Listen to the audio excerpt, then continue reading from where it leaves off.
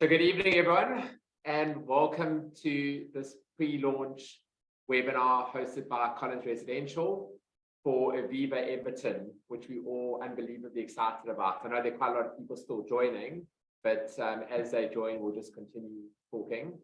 But my name is Stefan Buerta, and we really appreciate you guys making the time to be here this evening. We know time is valuable, and we know everyone's got really, really busy, hectic schedules. But we really want to make this worth your while, and we really want to give you unique insights into what Aviva Emberton is all about, and to hear it directly from the team who made it happen, in terms of the team from Collins Residential, represented by Jeff Perkins, Leon Smith from Smith Property, and then Debbie, who is from Uber. So just to give you a really, really well-rounded insight, and to give you information you necessarily wouldn't be able to get prior to the release of a new development. We are going to keep this pretty short. So we're going to try and keep it between 45 and 50 minutes, and really, really encourage you to ask all the questions you possibly can. So you have the ability to do that by posting it in the chat function at the bottom. And what I will do is then direct them directly to members of the panel as we go through the evening. But really want you to walk away knowing everything and having asked any questions, and really feel comfortable to have all the information you might need prior to purchasing from the 4th of July onwards, and really are excited. I think it's the product offering and what the guys will go through in terms of how it's being configured, facilities, price-wise, unit types, and how it leads into an area that is growing exponentially, and the state that has been around since 2015. And we all need good news. There's a lot of bad news out there, and we all talk about certain things, political stuff. We talk about interest rates and rates, and that's why we need good news. And I can say uncategorically, this is as good a product offering as you're going to find being released anywhere in the country right now, and that's something to be celebrated, and something we really look forward to. And we also want to make sure that everyone who has joined this webinar and taken the time and effort to do so has a unique benefit over anyone from the public, and that's something we'll unpack a little bit later through Leon and the team. So enjoy yourself, and there will be a recording of this, which we will circulate tomorrow with a mailer, so you have the ability to be able to share it with family or friends, or anyone who wasn't able to attend the webinar. So just, I think, by way of introduction to the team, firstly, Jeff Perkins, who is the head of projects for Collins Residential. I think just a bit of context of Collins Residential, the developer who is doing more within the province right now than anyone else, and unbelievably bullish about the market, and really is unlocking strategic areas. And I think Jeff will talk about it, but strategic areas in terms of Mhlanga, Upper Highway, and the North Coast, and doing some incredible projects that are based on delivery and based on identifying trends. And if you look at the projects in terms of Edmonton, which was launched, and Jeff can talk about the story, launched 2015, and it's been an incredible success, and our Aviva becomes the last phase of that. And I think taking all the learnings of the area and bundling into one product offering, but also be responsible for Zululami and Seaton, on Edgecombe Village, and Alela, which has been recently launched. So a huge amount of insight, and I think we can be unbelievably proud as a province to have a developer that is spearheading what Collins are at the moment. So welcome, Jeff. Thanks very much, Steph. A real pleasure to be here this evening.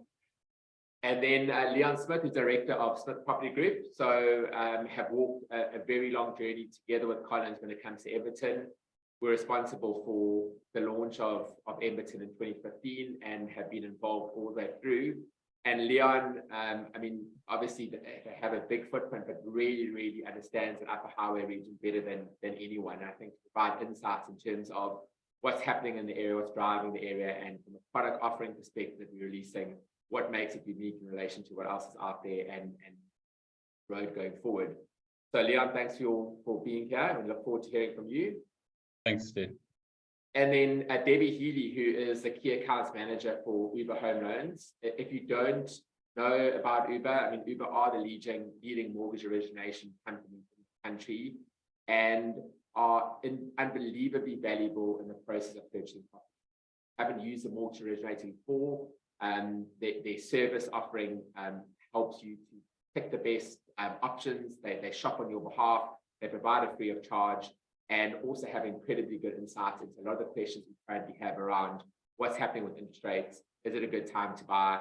All those different factors. We really want to have an honest, open dialogue to make sure that everyone feels unbelievably comfortable as they move forward in the property sector.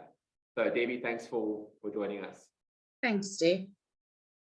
So yeah, I'm going to get straight into it. And I think just to kick off with Jeff, and I think the first questions really are in relation to a bit of background on Emberton and what the vision was initially and how that has culminated into where we are right now. Thanks, Steph. Yeah, I mean, it all kicked off in 2014, actually, when we came across what was the old driving range. And it's actually an incredibly historic site, which dates back to significant moments even happened there in the Great Wars. And Russell Halstead used to own that driving range, and we got chatting. And really, we felt the need for gated estates at that time had become a thing, or rather a venue, mainly, and they were deemed to be quite expensive entry points, and we wanted to change that. And we put a lot of effort into providing an estate with significant amenities that had an entry level that was affordable to most people. And that's what we've been very proud of here. It's we just get so many wonderful comments about how nicely the estate is maturing. And we're at that final hurdle now, and we want to finish strong. But really, it was providing a secure, gated estate with amenities, with allowing most of the people out there to afford the opportunity to be a part of it. And I mean, I think one has to look at our backgrounds are all predominantly existing components of Emberton to show how it's developed. I think maybe just to touch from an infrastructure perspective, Jeff, where you guys are on the journey. Yeah, I mean, that was another thing. When around 2015, Hillcrest had dire water issues. The sewage system, which is up there by Plantations, was at 101% capacity. So we thankfully were able to put in our own sewage plant. So it's a completely private sewage plant. So you ain't going to get a bill from eThekwini with a line item that says sewage. That's covered. And it's a magnificently well organized and well run system that we've put in there. We've got water security. So it's pretty much all done now. All those hard yards in the beginning to be able to cater for an estate of this size, which will be some 600 odd homes when we're done, requires a lot of infrastructure, a lot of planning. We've upgraded that intersection off Old Maid Road. And that's been completed now, so it's a pleasure. And this final phase within the development will attest to that. Perfect. And then I know there are some questions coming through. I know we've got a question from Dimension, which we'll get to in a second. But just a reminder to anyone on this chat to please post any questions you have, and we'll get through them. Jeff, just a last question before I move on to Leon. Just in terms of unpacking the team behind Aviva and how that aligns to the market demand that you guys know is out there.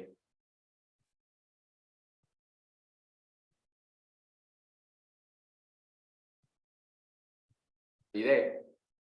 Steph, sorry, who was it? No, just saying to just to you, Jeff, just in terms of professional projects. Yeah, we've stuck mainly, Steph, with a similar professional team. We did make a change with the architect on this final stage. We've gone with a local architect, Alfred Prüm and Associates. I have a long history with those guys, and the very first development we ever did, EPA, as they're fondly known, we're a part of. And but by and large, it's a similar professional team.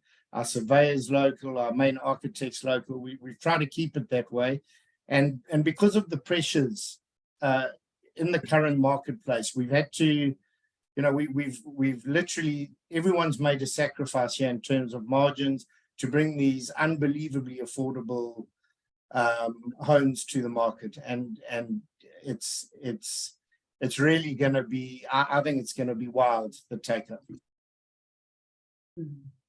So Leon, to bring you in here, I mean, I know we've been chatting earlier, and I know we've seen the level of interest coming through the last couple of weeks, which is remarkably high. What underpins that? Yeah, Steph, it's unbelievably exciting, this next phase.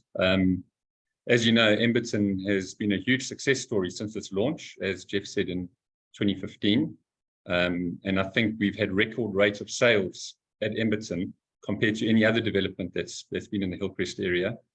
We were selling out phases weeks after release. But it's become very clear that the market wants their homes to be secure. They want to be in a central location. And I think Emberton, you can't get more central, right next to the M13. Very easy access up to Maritzburg, or even down to Durban, Town. And it's very close to shops and all leisure amenities that Hillcrest has. But I think the main driving force with Emberton has been what we offer on site. The actual lifestyle facilities within the estate are unrivaled. I mean, we as Smith's Property Group, we sell in every single estate within Upper Highway, and I can safely say nothing rivals Emberton. You need to buy sort of 5 million rand plus homes to have anything close to Emberton. So Emberton offers all of these options plus more. And I think another driving force, Steph, has been that within a 5-kilometer radius of the estate, you are spoiled for choice with schools. From preschool, primary schools, high schools, parents have such a wide variety of high-level schools, private and government. So I think that underpins the interest that we've had in Emberton over the last few years. And from a capital appreciation perspective over that period, have you seen some great examples? Yeah, I mean, as you know, Hillcrest and surrounds has seen massive residential growth since the early 2000s, and it's transformed from a sleepy hollow into a modern suburb, and it offers everything you could want. Yet it still retains some of that charm of being a green area. It's part of Durban's green lung strip where trees flourish, and it's a bit of a retreat from the big smoke of the city. So that's very appealing. So residential estates have mushroomed tremendously within the suburb. And what followed on from that was retail shopping centers, commercial buildings. And since 2012, we've seen a 48% growth in the value of homes within Hillcrest.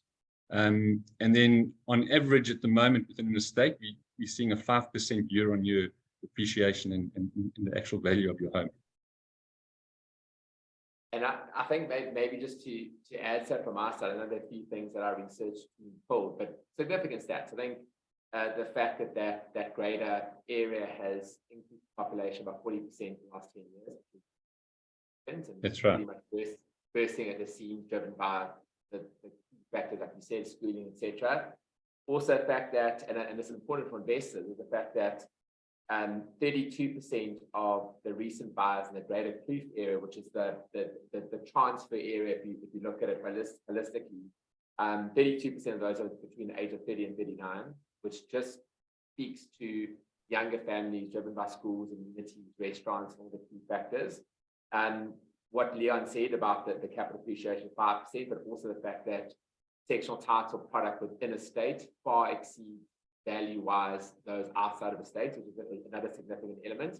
And also quite interesting that of the sectional title transfers that have happened in that greater area, 14% of those are positioned within Emberton, which just shows the huge market share that Emberton has. Yeah, correct. Trading of stock, which I think is very significant. Yeah. So Debbie, just to bring you in here, a lot of people don't necessarily understand the value of a mortgage originator and what it does in the process, especially with the off-plan development like this. Can you just maybe elaborate there? Yeah, sure. Okay, so basically what we offer as a company is a totally free comparison home loan service to customers. So we don't charge you a fee. We come in and we say to you, let's look at your application. We submit it to all the banks, including your own bank, and then we shop for the best service and the best rates. So everybody is very rate conscious. If you're just going to go to your own bank and get them to offer you a rate, whatever that may be, you're not going to know that it's the best rate on offer for you.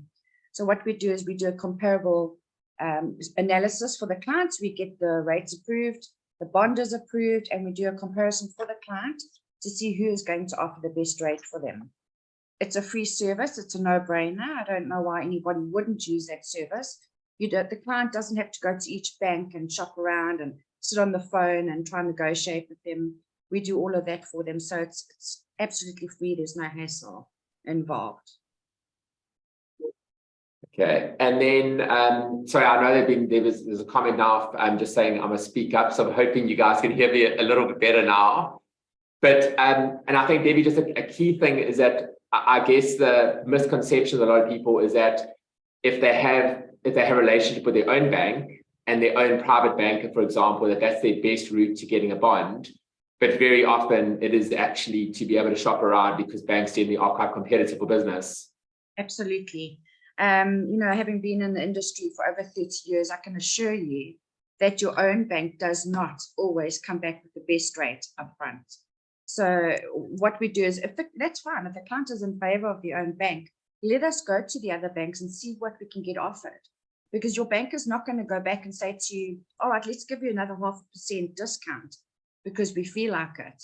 So if I'm going to a bank and I get a better rate from Bank B, and I negotiate with your bank, I'm going to get a better rate because they're hungry for your business.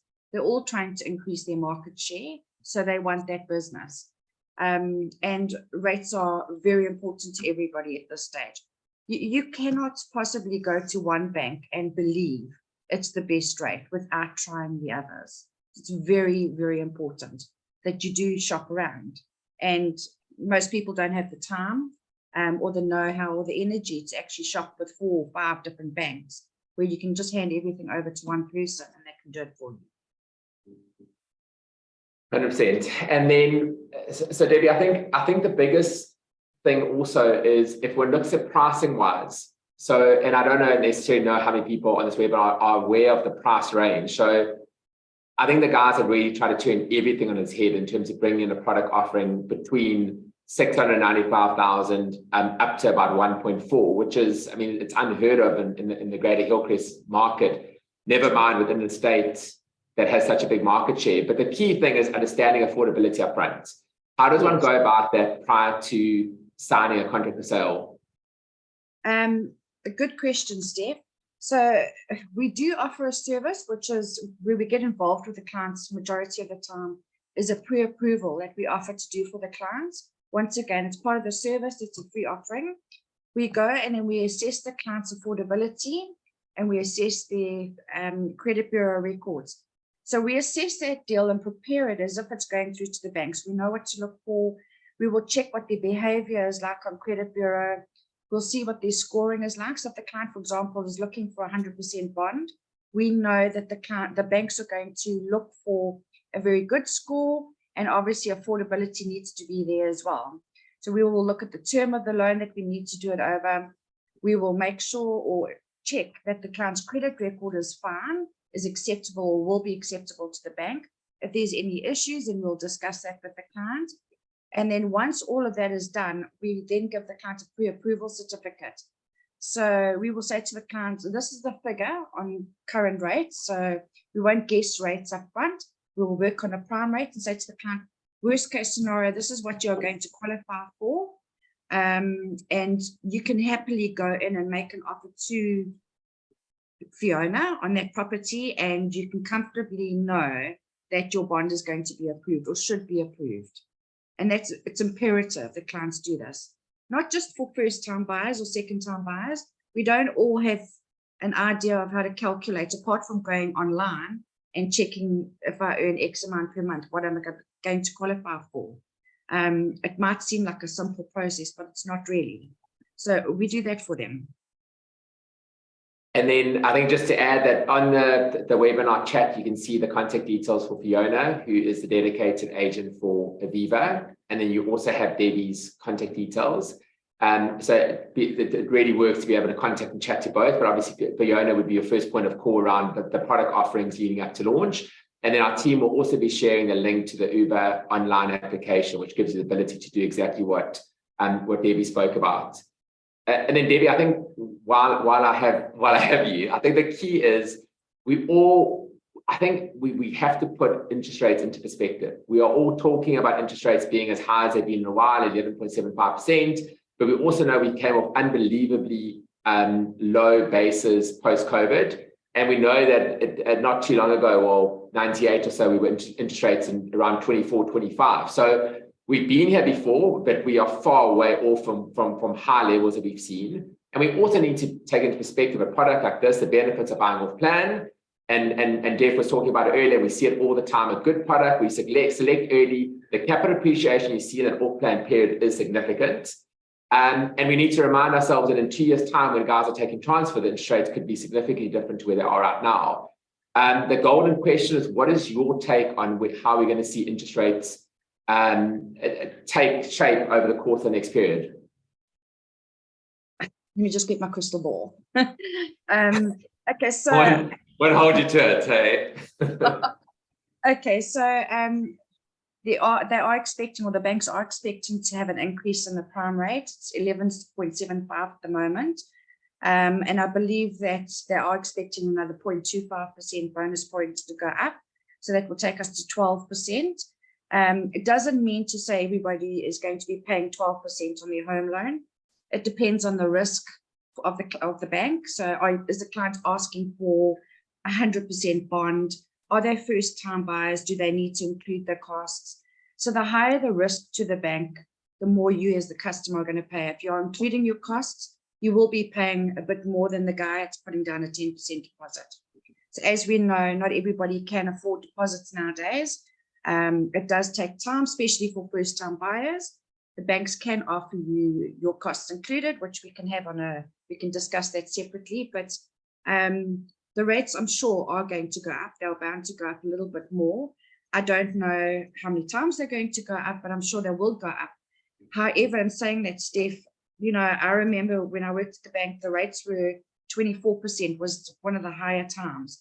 And it was okay. Yes, some people, unfortunately, buy too high. So, for example, you may qualify for a 2 million rand bond. I wouldn't suggest you go out, especially with your first home, and go spend the maximum that you can afford. Rather, put pen to paper and accommodate your budget, or make space in your budget for a few increases, or at least a 1 or 2% increase right now, so that you can afford it. So don't max yourself out. Go buy something that's a little bit more affordable, especially for first-time buyers. And then when the rates do go up a little bit, you can afford it, so to speak. Can any of us really afford it? We don't like it, but the rates have been much worse than where they are right now.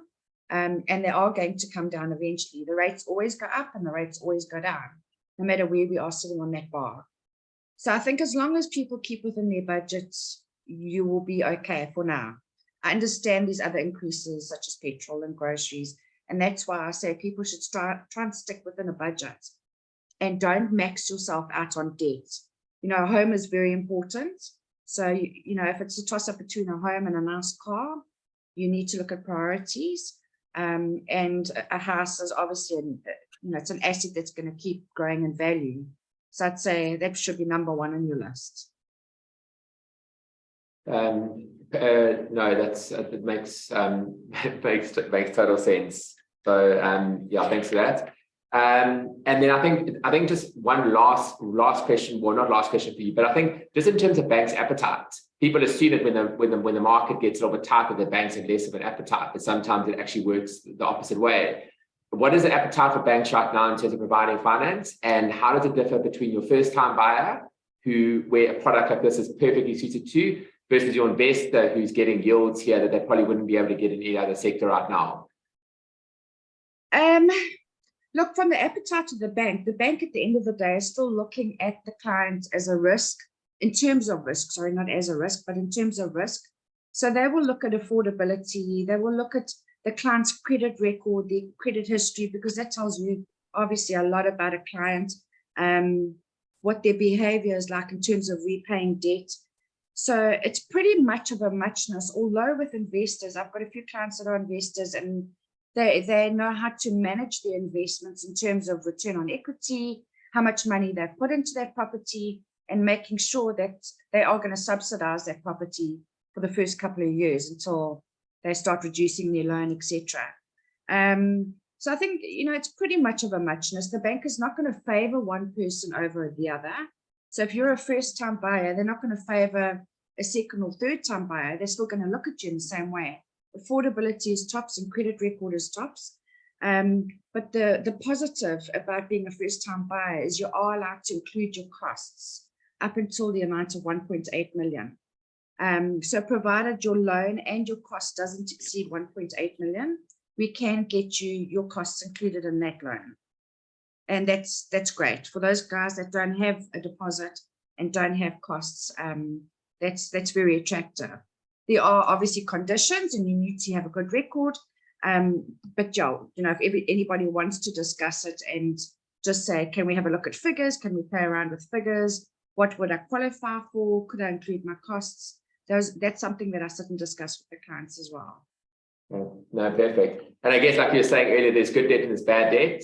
It's bad debt when you're paying off a car or credit card, but great debt is when you are utilizing bank funding, which is as low as you're going to get to unlock an asset of significant value. And especially, I know a big driver with Jeff and the team is how do you bring the barriers to entry down up front? How do you bring a low deposit like a 5,000 rand deposit as opposed to traditional 10%? And how do you incorporate bond and no transfer duty and no transfer cost into your purchase price, which brings those amounts down significantly, and then you have an appetite of banks to provide full financing for the balance. It really becomes a very significant thing. And I think, Jeff, just to come back to you in terms of, we know that Emberton has attracted both investors and a huge amount of end users and a huge amount of first-time buyers. But what do you see are the main benefits to an investor right now investing into Aviva? Thanks, Steph. Yeah, look, I mentioned earlier the word margin sacrifice, and that's what we've called on all those that are going to be a part of making this a reality, and that's from the professionals to us as the developer, to the construction team, and so on. And I mean, it's unbelievable that our studio apartments are offering net yields. And I mean, the percentage I'm about to tell you now, I've never come across, frankly, but net yields of just below 10%, starting to our bigger units and the 2-bedroom, 2-bathroom units of just below 8%. And that's from the get-go gun. And it's that's because, as I said earlier, we wanted to finish this development strong. We know it's difficult out there, and it's difficult for everyone. I mean, let's not kid ourselves, it's difficult for developers. And that's why we have gone on this big drive of margin sacrifice to deliver something that is incredibly attractive, offering good yields right from the start. And that's assuming you put in no deposit. So we just very, very excited to unleash this product. And then, Jeff, if I can just bring in some questions. There's one from Perk and Kamalo, which is basically asks, is Aviva going to be built within the Emberton Estate? And how many units will be built in total? Yes, so absolutely, it's part of the estate. I mean, Leon will probably touch on some of the new amenities that Aviva is going to bring to complement the ones that the estate already has, but it's absolutely part of Emberton Estate. It's within a secure environment like everybody else in Emberton, and will enjoy all the privileges and amenities that currently exist and are going to exist, are still coming within the estate. And it's going to be a total of 207 units. Then Emberton's done and dusted. There'll be no further expansion. And I'm seeing significant capital improvements on specifically this first phase, which is coming out at unbelievable numbers. And then just before I move on to Leon, Jeff, just one question from Devendra and Govender, which is when are these units expected to be ready to move in, and when would payments begin? So you would only obviously start paying your your bond, if you're taking a bond. I mean, many investors, may not opt to go down that route or have significantly higher deposits, but those repayments would start on occupation. We're anticipating about an 18-month build period, all in, and roughly 3 months to get the plans approved. So if I had to guess, from now, we're talking about 21 months till occupation. Okay, perfect. And I think just to elaborate on that question, I mean, I'm sure everyone knows a lot about property, but the reality is, if you compare property with like a traditional equity as an example, here you are investing a 5,000 Rand deposit to unlock a value of, call it between 700,000 and 1.3, which appreciates between now and transfer. So you taking the 5,000 Rand, you're unlocking the capital appreciation of, call it 10, 15, whatever it may be % between now and then. Whereas if you invest that 5,000 Rand into the stock market, it's like you'd be seeing an appreciation off that 5,000 Rand. And that, we just can keep reminding ourselves, is the huge benefit of investing into property and using bank debt to be able to unlock it. And 100%. It's just the reason why property just keeps on being the go-to, and why people talk about safest houses. But yeah, I might be biased, but I'm quite passionate about it. So yeah. No, you're 100% correct, Steph. I mean, your capital growth, if you end up, let's just say somebody buys a unit now and flips that unit, for example, just before construction, they put a 5%, a 5,000 Rand deposit down, and they make 100,000 Rand on that. You've improved 20 times what you initially put in, and you've got interest on your 5,000 Rand while it was sitting in the attorney's trust account. So there is going to be significant capital growth for those people that get involved in these early phases, and it's people are going to make money here. 100%. Thanks, Chef. So Leon, quite a lot of questions for you in terms of viewers, but also I think just to start off, in terms of, can you maybe just unpack the different purchasing options and the different price ranges? Sure, Steph. So we're extremely excited to present what's on offer. There hasn't been anything like this in the whole Hillcrest area ever. So on offer, we start with what we call a one-bed studio apartment. And this isn't really a studio. When you think of a studio, most of the time you think of one big room that has a kitchen and a bed and a lounge, all in one. This isn't. It's a separate bedroom, a separate bathroom, separate lounge with a kitchenette. And it's starting at 695,000. I think what I have to mention here is that on any purchase within this phase and within this scheme, there is no legal fees. So you are not paying attorney fees. Usually the estate charges what's called the levy stabilization fund, which most estates now charge for anyone entering as a homeowner. There's no levy stabilization fund. So the price that you pay, that's what you pay. The only extra cost, Steph, that someone might need to pay is if the bank levies a bond registration fee, and that is a separate cost. However, from our side, especially for investors, there's no other fees involved.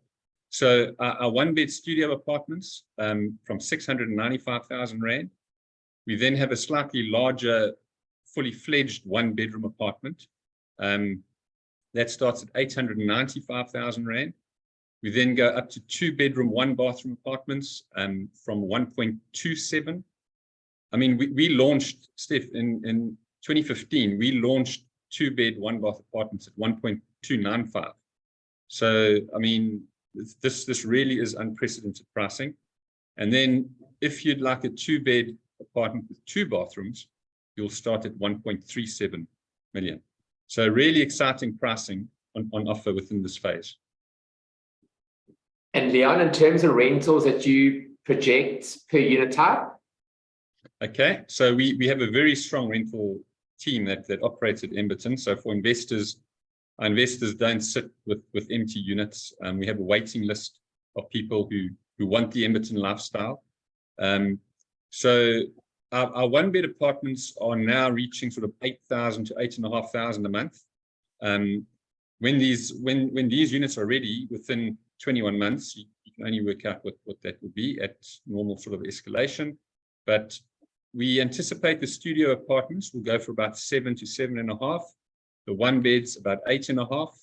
2-bed 1-baths are getting 10.5 to 11, and then the 2-bed 2-baths will get sort of 11 and upwards. So really strong rental returns, and as Jeff said, the yields are absolutely unbelievable. Yeah. And obviously a reminder that those yields are projected in year one, but when you're getting rental escalations per annum, those yields continue to increase. Correct. And Leon, what are you predicting in terms of rental escalations per annum, roughly? We're finding at the moment the market will accept 5 to 7%. It depends on the landlord. You know, we have such loyal renters at Emberton, and our landlords are so happy that they don't want to scare the guys away. So they're not sort of leveraging huge increases, but I'd say 5 to 7% on average. Okay, perfect. And Du's asking what the size is of the 2-bed 2-bath. Okay, so I'll give you the sizes of all the units. So our studio apartment is a 30 square meter 1-bedroom apartment. The 1-bed apartment, the larger apartment, is 40 squares. We then go up to the 2-bed 1-bath apartment, which is at 61 squares. And then the 2-bed 2-bath is at 66 square meters. Perfect, thanks. And then I know Hugh Andrews has asked about viewing the plan. So Hugh, we are going to share the downloads link in a second, I guess, or in a few minutes, which basically will have an example of the video, the unit types, the brochure, and investor document. And in that investor document, we've also broken down the different unit types, what your estimated repayments would be at prime over a period of 30 years, and then showing what the predictions are in terms of levies and rates per unit type. I see the team just shared it now, so I hope you'll be able to find all the information there. But again, obviously the sales team will be able to go through those with you in detail. And Leon, I know it's worth discussing it now, but in terms of levies broken down per unit type, I know Ray should ask it now. No problem. So just to remind everyone that your levy on a sectional title home includes your building insurance. So you don't have to go get separate building insurance as you do on a freehold home. And it includes maintenance of the external parts of your building. So those are already significant savings if you amortize those as normal costs that you need to look after when you own a freehold home. So our levy, and obviously maintenance of all the common ground, the walkways, gardens, etc. So a studio apartment, your total levy there will be 1,640 Rand a month. On a 1-bed apartment, which is slightly larger, and your levies are based on the size of units, your 1-bed will be 1,730 Rand a month. Your 2-bed 1-bath will have a levy of 1,918, and your 2-bed 2-bath 1,963 Rand a month. Now that obviously excludes rates. You have municipal rates, and we do have anticipated rates, which I can also go through very quickly, Steph. So your studio apartment, your rates will be 596 Rand a month. That's based on the rating at the moment with eThekwini. Your 1-bed will have a rate of 789 Rand a month. The 2-bed 1-bath will be 1,159, and the 2-bed 2-bath 1,257 a month. And then Leon, can you just recap on all those facilities? I mean, I know you spoke about them earlier, but the raised kitchens, the paddle courts coming up, I mean, so much within the States. Yeah, so I mean, already Emberton is the talk of the town with what it offers at the moment. I mean, you've got, as you said, you've got Raised Kitchen, which is an absolute top of the range restaurant, famous all around Durban and Ballito area. A lovely bar facility. We have an 18-meter heated lap swimming pool, tennis courts, cricket nets. We have a BMX track for the kids that they can run around and cycle on. We have walking trails through the estate. And then what a lot of people don't know, Steph, is that just literally outside the fence of Emberton is the very well-known, it's called Rail Trail. So the Rail Trail is a established set of trails for mountain bikers and runners. and you run through beautiful forest. Across the road from Emberton is a stunning greenbelt forest. And if you're an avid runner or cyclist, you can go for 20 kilometers plus within this manicured trail. But even more than that now, with the next scheme, with Aviva, there's going to be, as Jeff said, paddle courts, which is all the rage now. Everyone wants to play paddle. We are also building a small gym for those of you that like to work out early mornings. And then there'll also be drying yards, which I think is quite important. So you can go hang your washing and have that dried separately from your unit. Perfect. A really good question from Matthew Aguirre, which I'm going to pass on to Debbie. And I think it's relevant to anyone. Is buying a property cash an option? And is that a better route than a loan? Debbie, if you wouldn't mind answering that. Okay, well, I'm obviously going to say it's better to Well, with wearing an unbiased hat. yeah, look, at the end of the day, I think you need to do your homework in terms of investment, and see what sort of return you'll get if you invested that money in a long-term investment, as opposed to what the interest rate is that you would get on your home loan. So you will only know what rate you're going to get once you've applied. I think do your homework on the investment side of it, first of all. If you're looking at taking the property as an investment, then obviously I would say definitely don't always put all your cash into that property. Take as much money as you can from the banks and use a 10% or possibly 20% deposit. Everybody has different ways of doing things. So you want to try and get a return on your investment, and you also don't want to pay too much into that property. So everybody's individual. We don't all have the same needs. If it's an investment property, I'd say look at taking the bank's money. If you're a young couple and you've got a deposit, certainly put that deposit down, because you are going to get a better rate as opposed to taking a full bond. So if you don't have the money, you need to take 100% bond, then it's one of those things that you're going to have to do. But if it's cash on bond,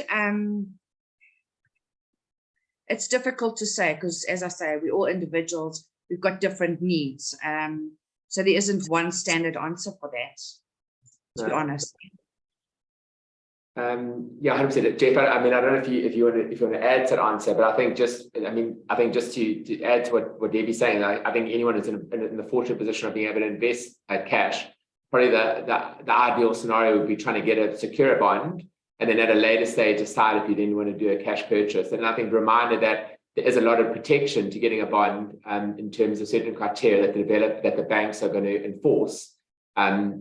It's de-risked by a good developer, but there is a lot of protection to it. So probably try and find a bit of a hybrid during the off-plan phase, I would guess. Yeah, 100%. Steph, Emberton has the luxury of a lot of investors, and that's a wonderful credit even to those that aren't investors, that are owner-occupiers. So, but it makes total sense to do the maths, look at your yields, borrow what you need to, so that you not necessarily have surplus income which you're going to pay tax on, if if you're not reliant on that income. So it makes sense to use the bank's money, offset your interest against your income from a tax perspective, and then try and be as neutral as possible. And like I said, there are a significant amount of people who have more than one property within Emberton Estate.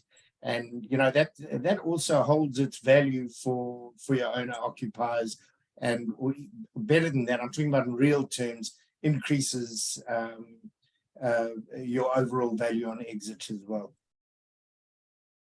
Yeah, Leon, I'm going to try and cover a few questions in one question. Two from Simon, all good questions. Short-term letting, is it allowed? Are there any ground floor studios? And I'll ask the third one when you're done. Okay, we do have ground floor studios, yes. And at the moment, we don't have short-term letting. Our real demand there is sort of a year plus. We have had a few 6-month letting, but in terms of, I presume he's talking about Airbnb type letting. Correct. Yeah, at the moment, we don't facilitate that. I'm not sure if the estate will at any point. But I know some of the other estates that we do with the Collinses that is allowed, but we're not facilitating that at Emberton at the moment. Okay. And then parking bays allocated to units? So each unit gets one parking bay included in the purchase price. If someone has a second car, there are parking bays available for purchase. Okay, perfect. The question to always ask the salesperson is, if you're investing, which I know you are, where will you go first? If I'm investing, Yeah. it depends on what you want to achieve as an investor. Do you just want to get a yield from the money that you're putting into the unit? If that's the case, then I think the studio would be the best unit to go for, because your net yield is highest as a percentage. Jeff touched on the fact that it's just under 10%. And when we say net yield, that's after your levies and rates, that you would be yielding that back. If you are looking to get capital growth and you just want to sort of let the guy renting cover your costs and you get capital growth, the 2-bed apartments do appreciate at a higher rate, and will achieve a higher price eventually than the 1-beds and the studio. So it depends on what your strategy is. But yeah, that's up to each individual. Okay, perfect. I know there are quite a number of questions which I hope we have tried to answer. We need to try and wrap up just for the sake of everyone's time. I know Zim Shebe has asked about, are there any 3-beds? Maybe don't just quickly, I know there aren't 3-beds for a specific reason based on the demand, but maybe just elaborate on that. Is that for Jeff or me? No, or either actually. Yeah, so we have got 3 beds at Emberton in previous phases. However, the demand clearly shows that it's 1 and 2-bed apartments where the market is at the moment. So we've catered for the market. We've read the market, and there are not 3 beds at the moment that we have on offer within this particular phase. Whether they change that for the next 2 phases after this, that's up to Jeff and the developers, depending on demand. But within the first 54 units, which we're launching, there aren't any 3 beds. Well, I can jump in there, Steph. What we have looked at in the later phases, and like I said, this first phase I think is going to be wild.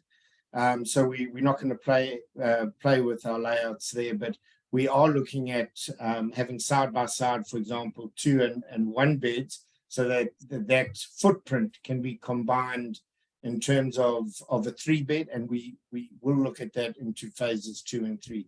And incidentally, when you touch on the benefit of the people that are watching this is going to be some critical information of how they can get the jump on the rest, which Leon will talk to right now, no doubt.